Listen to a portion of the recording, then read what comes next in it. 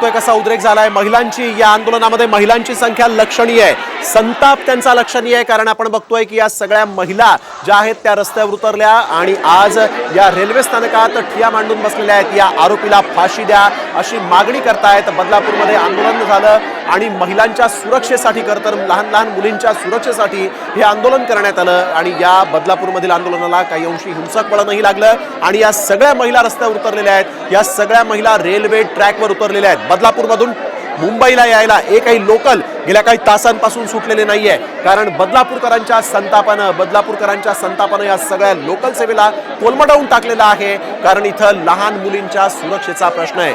2 चिमुरडींवर, एक नव्हे तर 2-2 चिमुरडींवर शाळांमध्ये जर कधी अत्याचार होत असेल आणि शाळा व्यवस्थापन जर कधी गप्पगार असेल, कारवाई करायला तयार नसेल, तर मात्र अशा शाळांना टाळलं लागलं पाहिजे अशी ही प्रमुख मागणी घेऊन हे सगळे आंदोलक इथं रस्त्यावर उतरलेले आहेत। आणि पोलीस प्रशासन ज्यांनी गुन्हा दाखल करायला उशीर केला त्यांच्या विरोधात देखील या सगळ्या आंदोलक महिलांचा देखील इथं उद्रेक पाहायला मिळतोय। आपल्याला सगळ्यांना माहिती आहे कालच रक्षाबंधन झालेलं आहे आणि आज रक्षाबंधन झाल्यानंतर बदलापूरमधले हे सगळे भाऊ जे आहेत हे सगळे या आपल्या बहिणींच्या रक्षणासाठी म्हणून रस्त्यावर उतरले असं म्हटलं तर कदापि चुकीचं ठरणार नाही। आणि बदलापूरमधला हा उद्रेक प्रत्येकानं आपण बघतोय की कशा पद्धतीनं हा उद्रेक झाला। या शाळेच्या बाहेर आत सगळे आंदोलक शिरले आणि त्यांनी आपला संताप नेमका काय तो दाखवून दिलेला आहे। पोलिसांनी या आंदोलकांवर नियंत्रण मिळवण्याचा प्रयत्न केला आणि त्यानंतर मात्र हे आंदोलक पेटले, संतापले आणि त्यांनी पोलिसांवर देखील दगड उगारलेले आहेत। परंतु सध्या हे सगळं वातावरण चिघळलेलं आहे राज्यामध्ये।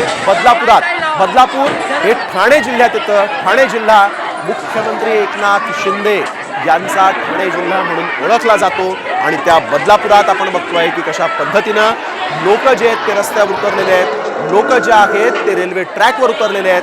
शाळांच्या विरोधात, प्रशासनाच्या विरोधात, पोलिसांच्या विरोधात इथं संताप व्यक्त होतोय।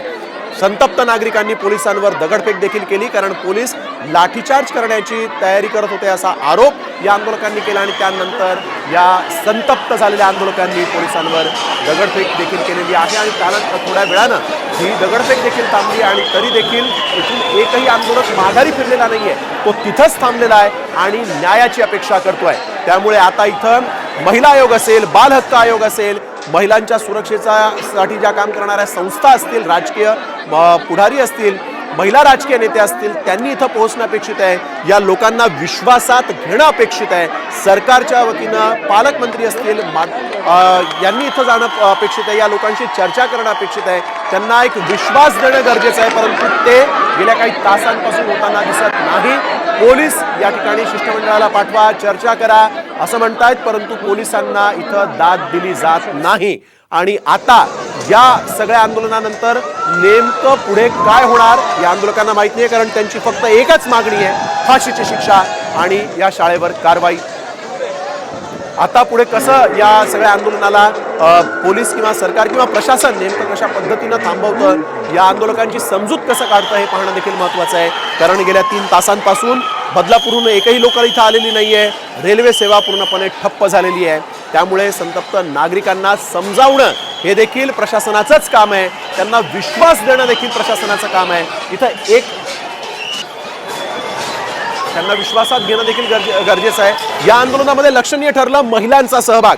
या महिलांच्या काय भावना आहेत, त्यांनी नेमकं काय म्हटलेलं आहे ते देखील तुम्ही साम टीव्हीवर पाहताय, पाहूयात। अशी विनंती एकनाथ शिंदे आहे त्यांनी इथे यावे, आमची मागणी पूर्ण करावी, इथे बोलावे।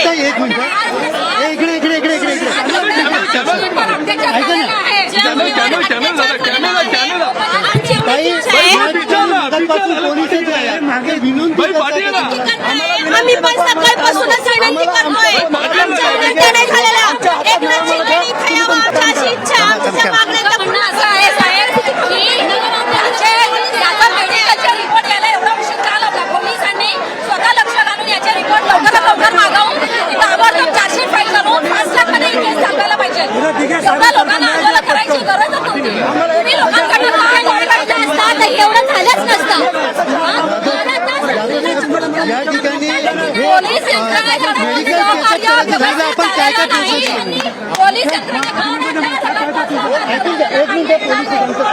तुम्ही केलेलं ते सांगा।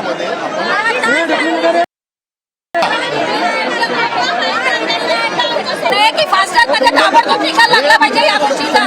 कारण बाकी लहान मुली आहेत त्या शाळेत जाणाऱ्या सगळ्यांमध्ये एक प्रकारचा स्थिती निर्माण झालेली आहे. आज महिला कुठल्या विश्वासावर शाळेमध्ये मुलीला पाठवणार, कुठल्या विश्वासावर पाठवणार? पोलीस यंत्रणा पोलीसचे काही काम करत नाहीये.